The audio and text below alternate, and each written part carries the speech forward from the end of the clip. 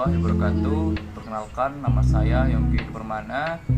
Sini teknik pengumpulan informasi dengan tema kedudukan Pancasila sebagai ideologi negara Indonesia dengan masalah berita hoaks dan ujaran kebencian. Dengan fokus masalah relawan Indonesia laporkan dugaan berita hoaks Prabowo cekik Wamentan. Sini kami mengumpulkan informasi dengan beberapa cara dengan menggunakan media online dan literasi buku. Media online yaitu kami dapat dari website dan YouTube, dan sedangkan literasi buku kami mendapatkan dari e-book. Terima kasih.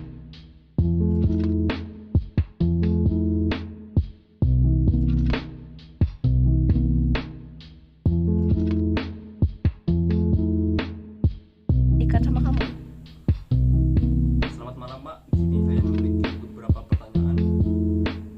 Ya, boleh. Yang pertama, sebagai pendukung Prabowo, apakah Bapak sudah mengetahui berita terkait relawan Indonesia Bersatu melaporkan hoaks Prabowo menampar Wakil Menteri Pertanian?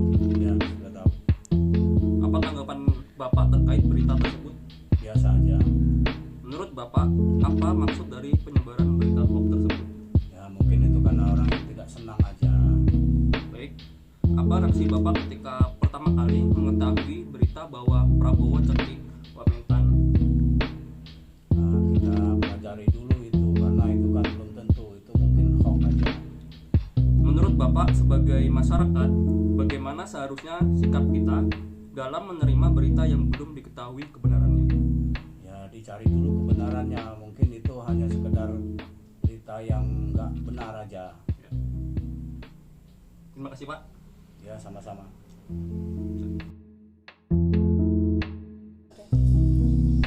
Baik, kembali lagi dengan saya Aisyah Rosida selaku perwakilan dari kelompok 1. Saya di sini bersama Ibu Lia selaku narasumber.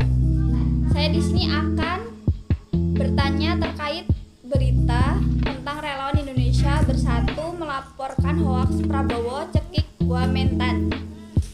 Selamat malam Ibu Lia. Ya, malam. Saya akan bertanya beberapa pertanyaan. Sebagai pendukung Prabowo, apakah Anda sudah mengetahui tentang berita relawan Indonesia Bersatu melaporkan hoaks Prabowo cekik Wamentan? Ya, tahu. Lalu, apa tanggapan Anda terkait berita tersebut? Ya, senang sih karena kan biar membuat efek jerah terhadap para penyebar hoax. Jadi tidak semena-mena lagi dalam membuat berita. Jadi lebih hati-hati mereka dalam membuat berita.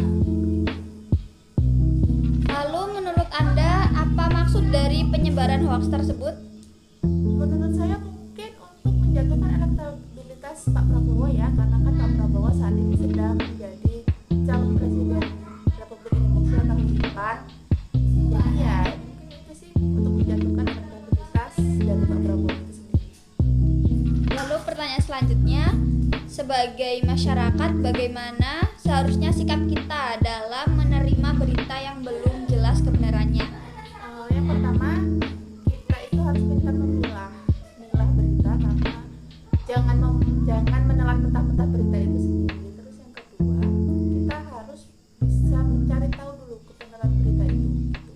Jangan langsung kita serap, kita terima, kemudian kita cari dulu kebenaran dari berita tersebut gitu. Jangan langsung ikut menyebarkan hoax seperti itu.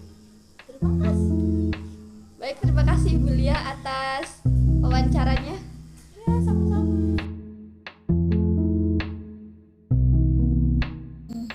Baik, saya Asma Mulyadini selaku perwakilan dari kelompok 1. Saya di sini bersama Bapak Samsudin selaku narasumber. Di sini akan bertanya terkait tentang berita hoaks dan ujaran kebencian. Pertanyaannya, menurut Bapak, bagaimana berita hoaks dan ujaran kebencian dapat merusak nilai-nilai Pancasila sebagai ideologi negara? Berita hoax atau palsu dan ujaran kebencian dapat memicu ketidaksetujuan dan konflik di dalam masyarakat. kemudian tentunya akan mengancam persatuan dan kesatuan yang dijunjung tinggi dalam Pancasila.